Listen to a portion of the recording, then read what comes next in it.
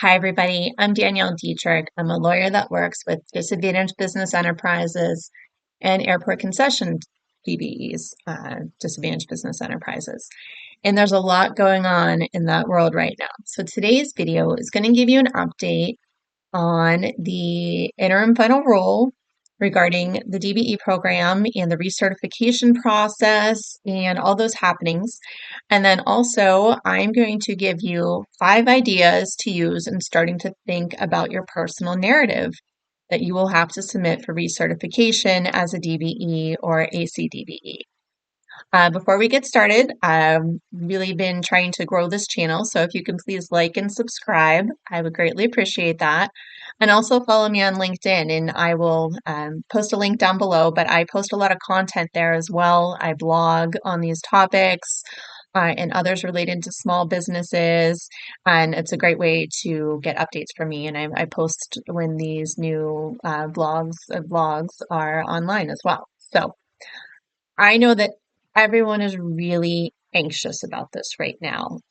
Since this news broke, I have been fielding calls and emails and talking about this so much with so many people. So the one thing I can say is that there is no rush. There's no rush to get this personal narrative done. There's literally nothing that you can submit right now in any state. I am not aware of any state being open to receiving these yet. Because what happened is that this interim final rule saying that every single DBE and ACDBE had to be recertified came out of nowhere with no warning to the various states and their unified certification programs. So they were just as blindsided by it as you all are. And they are just as in the dark about what this is supposed to look like as you are. They have not received any guidance from the USDOT other than what was published, which is very, very minimal. The USDOT released this and then the government shut down. So there is nobody currently at the USDOT that can help them figure this out right now. And this is going to be a huge administrative undertaking for them. I have seen, I think it was in Indiana DOT's email, there are about 41,000 DBEs and ACDBEs nationwide. I don't know if that's accurate. That's just what I'm basing that on. And if you think about that, there's a certain percentage of those that have more than one owner. They may have multiple owners. I have some engineering firm clients that maybe have a dozen owners, and maybe 7 or 8 of them are DBE eligible that are disadvantaged. So that is just for that one DBE, there are going to be 8 personal narratives that are necessary for them to read. And there may actually be more personal narratives submitted because there is no reliance and no presumption allowed or even reference to race, sex, or ethnicity, then perhaps there are some other owners of DBEs that can now apply or are now at least incentivized to apply to make an individual showing of social and economic disadvantage. So if you think about that, for these state-funded agencies that are already strapped, already underfunded, folks are overworked, probably in many cases not the best systems in place because again, the government, local governments are dealing with what they have. This is just going to be a huge burden. Ohio in their email to their DBEs expected the process to take a year. So there is no benefit to rushing out and getting that personal narrative in. There's no deadlines in place yet, and we are hoping for some deadlines so that it can keep everything in place. But there's no benefit to being the first. The DBE and ACDBE goals currently do not exist, and they will not resume until the recertification process is complete and they go through a new goal setting process. So literally, there's nothing to be gained here by rushing to get this done. Now, that doesn't mean that there aren't things that you can do. I am someone who likes to plan in advance, so I get it, and we'll talk about some of those. One of the things you can do is educate yourself. Follow my stuff, follow my YouTube, follow my blogs. I'm probably going to be doing more YouTubes than blogs right now because some of it is talking. It doesn't necessarily lend itself to a blog. Yesterday, I participated in the DBEs of America call that was held.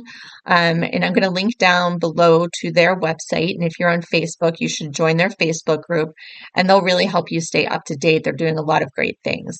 There were over 700 people on that call, and there's another one scheduled for Friday. And really, their leadership was giving us an update on what they knew. DBEs from all over the country participated. Many UCPs and agencies that do the certifications sent people to participate in that call, because again, they are just as starved for information as we are. And it was nice to hear from them echoing that they haven't received things, that they don't know what they're going to do. Don't be sending anything in because they don't know yet. So what am I doing? Right now, I'm trying to stay on top of everything. I'm trying to work on a questionnaire to use with my clients in developing their personal narrative. I will definitely be helping people do that. I've had a lot of folks reach out to me already. Again, like it's not 100% sure what the rubric is going to be here yet. So I don't necessarily want to draft anyone's personal narrative yet when we don't know the rules of the game here. I'm also trying to determine if there's a flat fee arrangement that I can come up with to help that with clients. I think that's specifically going to be for clients that maybe have one or two owners. You know, when we're getting to multiple owners, we'll have to talk about alternative arrangements, because it's just a different scenario, a different amount of time involved there. So I'm working on that. What can you do right now? First off, work your existing contacts to continue to get work. You need to keep your business afloat. And I think that's probably hard to, sometimes some folks might be losing sight of that. You've made contacts by being a DBE or ACDBE. Continue to work those contacts, mine those relationships, let them know that you were still there, that you were still capable, that you did all these jobs for them, you did great work. So regardless of whether or not you have those little letters associated with your company, you are still there to do the work, and they should still give you work and projects and jobs. So that is number one. You got to feed your employees, you got to feed yourself, you need to continue to do business. The other thing is you can start compiling notes and ideas for a personal narrative. And I'm going to start a series of videos. I'm going to give tips every time I'm doing a video of some things to think about. I'm going to try to do maybe 5 every time I do a video, 5 new tips. I've been brainstorming all kinds of things. So today's tips are, I'm going to do 5 things that ways to think about things, ways to prompt you to think about things, to really get started here. Now, this process, it's going to be painful and unpleasant. Nobody likes to think about bad things that have happened to them, situations, hardships that they've had in life. Most people are, especially those who are your business owners, you have just powered through and did what it took. It doesn't matter what obstacles you face, you still persevered. You're persevering every day. And here you have to take the time to reflect and look back and acknowledge those hardships. And that's not going to be fun. So just that disclaimer. So tip number 1, go way back. Go all the way back. Go back and start with your childhood. What events formed who you are as a person? What were your struggles? What were your family's struggles? If you were made fun of, what were you made fun of for? When people were talking trash about you, teenagers, kids, middle school, all that stuff, what did they say? How did that affect you? And then continue that throughout today. Don't minimize things. Don't repress your memories. Again, I know might be screwing up years of therapy for some of you, but this stuff is going to be really important. Think about that. Jot it down. All these things. I just want you to open up a Word doc or do a voice note on your phone, whatever way. Just get it down as you're coming up with these ideas. So that's my first thought. Number 2.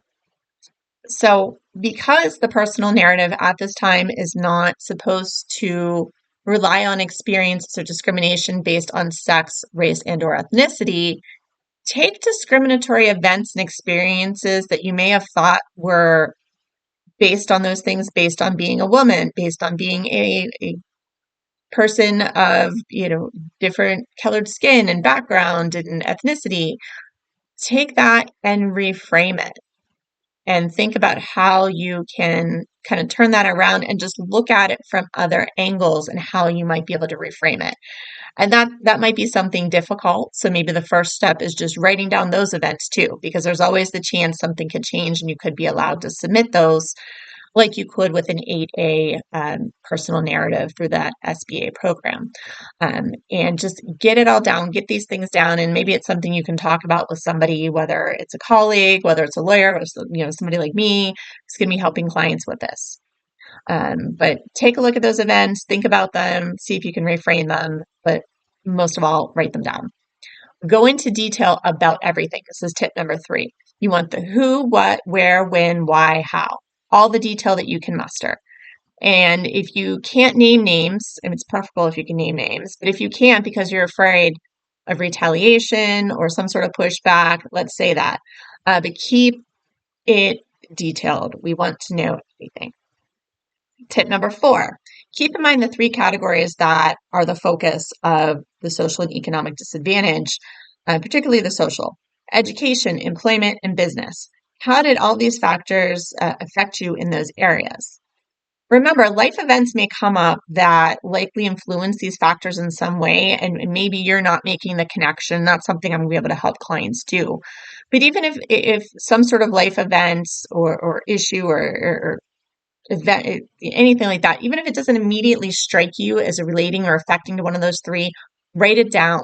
You might not be able to realize the connection, but someone who hasn't lived it may. Somebody like me, if I'm helping you with your personal narrative, might be able to say, hey, well, didn't this affect you? How did this affect your education? Like, did it do this? Did it do that?